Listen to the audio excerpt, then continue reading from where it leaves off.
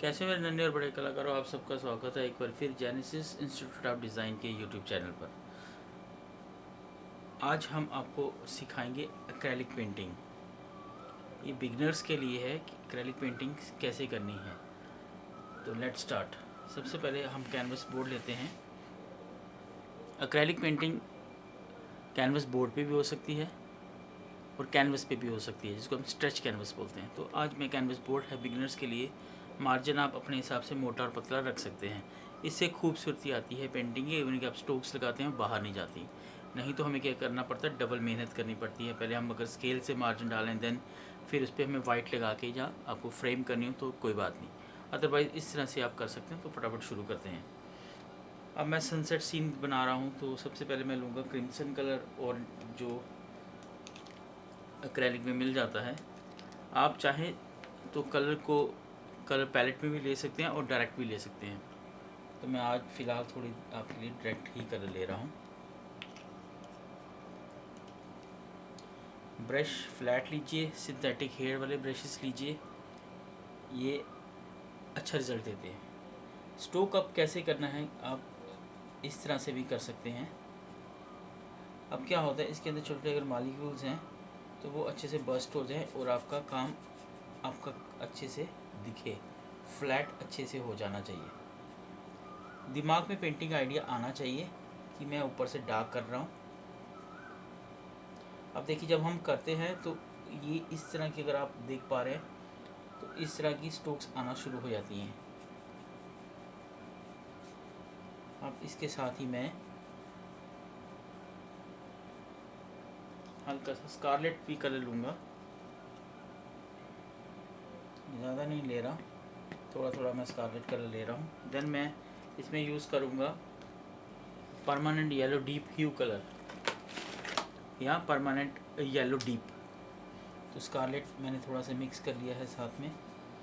अब चलाना ब्रश कैसे है उसका, हम इस तरह से चला सकते हैं, ये लेफ़्ट टू राइट या राइट टू लेफ़्ट। अब अगर हम लैंडस्केप की बात करें तो लैंडस्केप हॉरिजेंटल होता है, तो उसके हिसाब से इस हॉरिजेंटल ही पेंटिंग बनेगी। अब हम इसमें इस तरह के स्ट्रोक्स नहीं लगा सकते, ये गलत है, ये गलत है। ये this is the way. Acrylic की खूबसूरती ये है इस कलर की कि ये कलर ड्राई होने के बाद आप इस पर फिर से कुछ ना कुछ कर सकते हो।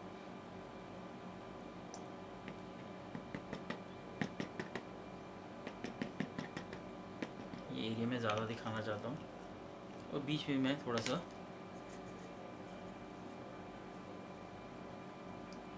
आराम से भी आप कर सकते हैं। अब इसमें ब्लेंडिंग बहुत मैटर करती है। इस कलर में ब्लेंडिंग, जब कलर दोनों गीले होंगे तभी इस पर ब्लेंड अच्छे से हो पाएगा। अगर कलर्स गीले नहीं हैं तो वो अच्छे से ब्लेंड नहीं होगा। अब ये देखिए, ये कलर थोड़ा सा अगर ड्राई है और ये वेट है तो ये मर्ज नहीं होंगे। अगर ये दोनों ही गीले हैं तो अच्छे से मर्ज हो जाएंगे। आप नए हैं, बिगिनर्स हैं, तो जब इस जगह पे आप पहुँचे तो अपने हाथ के जो ब्रश का हाथ का प्रेशर है उसको कम रखें, तो वो अच्छे से ब्लेंड हो जाएगा। ये हॉरिजन के लिए मैंने खुद ऑरेंज एक स्ट्रोक रखी है, तो इस तरह से ये ब्लेंड हो जाएगा। आर्ट वर्क दो किस्म का हो सकता है एक्रेलिक का, पैची वर्क और फ्लैट वर्क। ब्रश की स्ट्रोक्स वहाँ पे थोड़ी हाथ से ज़्यादा प्रेशर लगा के लगाएं, यहाँ पे आपको लगता है कि मुझे यहाँ पे कलर मर्ज या अप्लाई ज़्यादा करना है तो आप वहाँ पे लगा सकते हैं। अब मैं लेमन येलो लूँगा,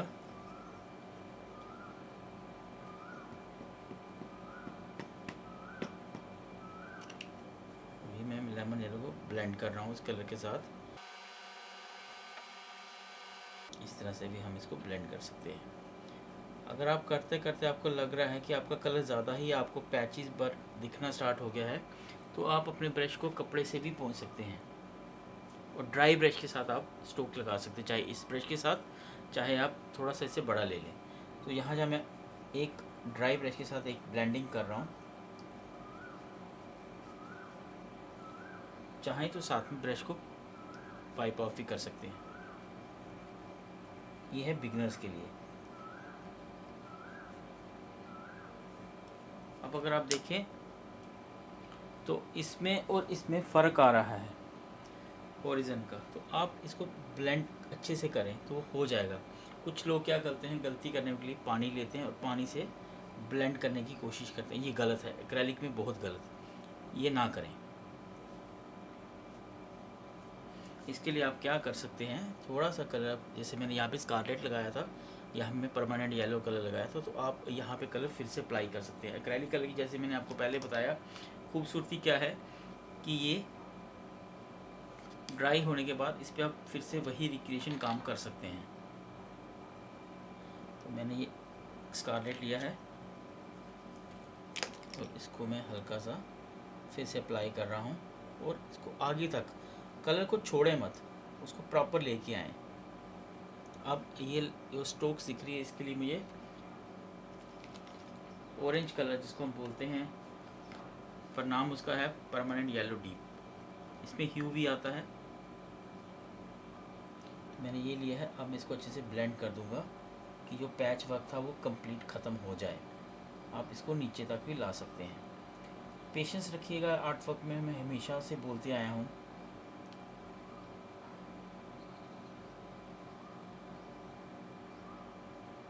इस तरह से आप लोग आसानी से अपने काम को परफेक्ट ला सकते हैं। अब आपको लगता है कि यहाँ पे कहीं कहीं हल्का दिख रहा है, तो आप जहाँ पे क्रिम्सन लगाया था आप फिर से लगा के उसको एक हल्का सा कोट कर सकते हैं। गलतियाँ आपको आर्ट वर्क में करनी चाहिए, तभी आप सीख पाएंगे। इस तरह से आप कर सकते हैं। अब इसके लिए आपको नीचे नीचे नहीं आना, नीचे ज़्यादा आएंगे तो उसी तरह लाइन क्रिएट होना स्टार्ट हो जाएगी।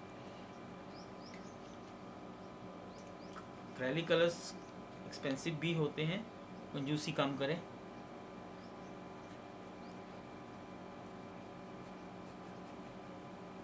इस तरह से आपका हो गया। अब इस एरिया की बात है तो मैं यहाँ पे ब्लैक लगाने वाला हूँ। डायरेक्ट ब्लैक लगा सकते हैं।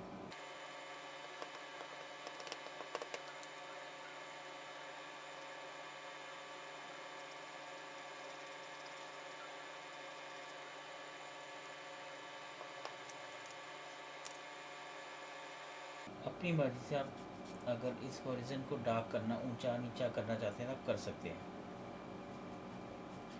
आर्ट वर्क में कंसेप्ट एक क्लियर होना चाहिए कि आप किस तरह से कर सकते हैं। अब यहाँ पे जाड़ी बनाने के लिए मैं क्या कर सकता हूँ, इसे हल्की हल्की इससे भी कर सकता हूँ और ब्रश के साथ अलग लगा के भी कर सकता हूँ।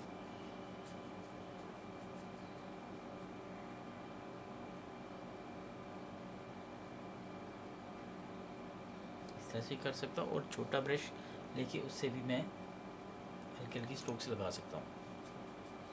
तो एक्सपेरिमेंट करते रहना चाहिए आप सबको आर्ट वर्क में, तभी इम्प्रूवमेंट होगी।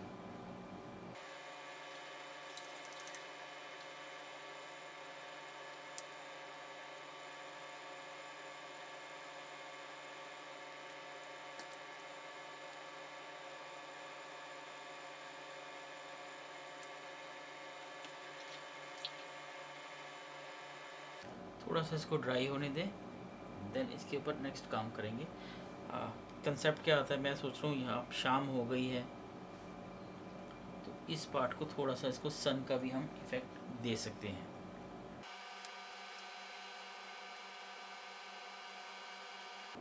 ज़्यादा नहीं, बस थोड़ा सा। तो अब हम ट्री या बुशेस बनाएंगे, इसके लिए आप फैन ब्रश यूज़ कर सकते हैं।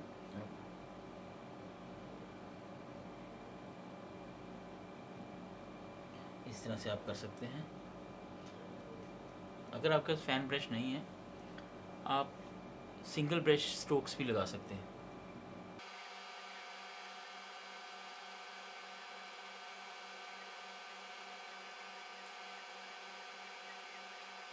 इस तरह से भी आप कर सकते हैं।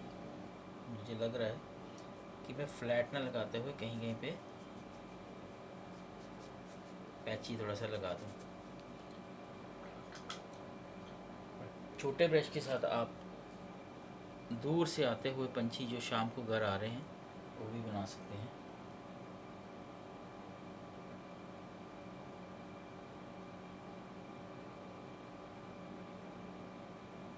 मोस्टली लोग गलती कहाँ पे करते हैं, ये बर्ड्स बहुत बड़े बड़े बना देते हैं। इमेजिन कीजिए ये बर्ड है और यही परिंदा अगर ज़मीन पे उतरे तो कितना बड़ा हो जाएगा। मोस्टली बचपन से हम यही करते हैं कि 3 परिंदे ही हमें दिखते हैं। ऐसा नहीं है, परिंदे आप बड़े भी ज़्यादा भी बना सकते हैं। चॉइस, जैसे मैं हमेशा कहता हूँ, चॉइस अपनी रहती है।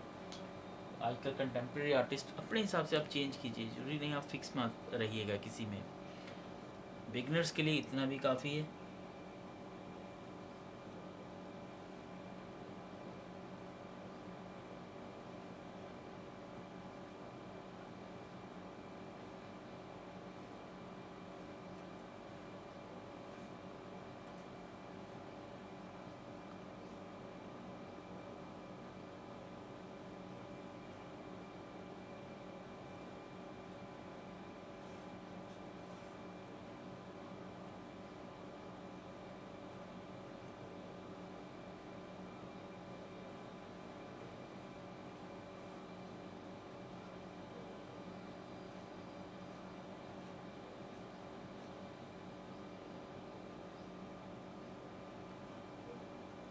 इस तरह से भी आप बना सकते हैं। हर बारी ज़रूरी नहीं है कि आप सनसेट्स का सीन दिखाना है तो आपको पेड़ ही दिखाने हैं।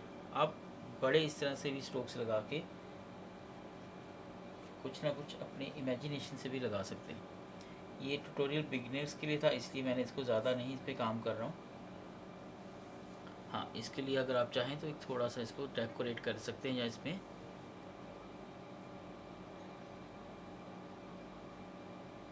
ये भी बना सकते हैं ऐसे।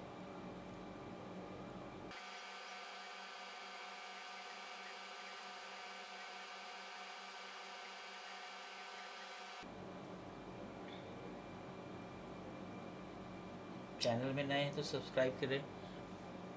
मेरे पुराने सब्सक्राइबर हमेशा की तरह लाइक करते रहें, शेयर करें। और एक्रेलिक पेंटिंग में ट्यूटोरियल लेके आऊँगा मैं, बड़ों के लिए भी, जो हमारे प्रोफेशनल्स हो चुके हैं। मेरे हिसाब से बच्चे को एक बार आ जाए तो उसको खुद की प्रैक्टिस, खुद के एक्सपेरिमेंट करते रहना चाहिए। जैसे आप लोग साइंस वगैरह में करते हैं, आर्ट में भी करते रहना चाहिए। तभी चीज़ें बनेंगी, तभी चीज़ें अच्छी आएंगी, और वही मज़ा है।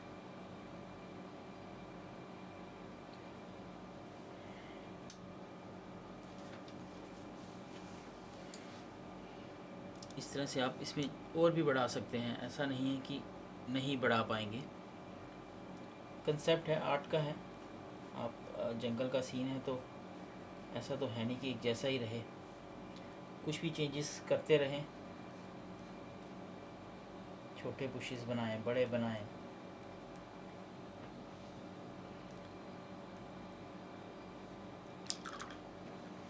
तो इस तरह से पेंटिंग ऑलमोस्ट कंप्लीट है बिगिनर्स के लिए। अब हम इसकी हटा लेते हैं।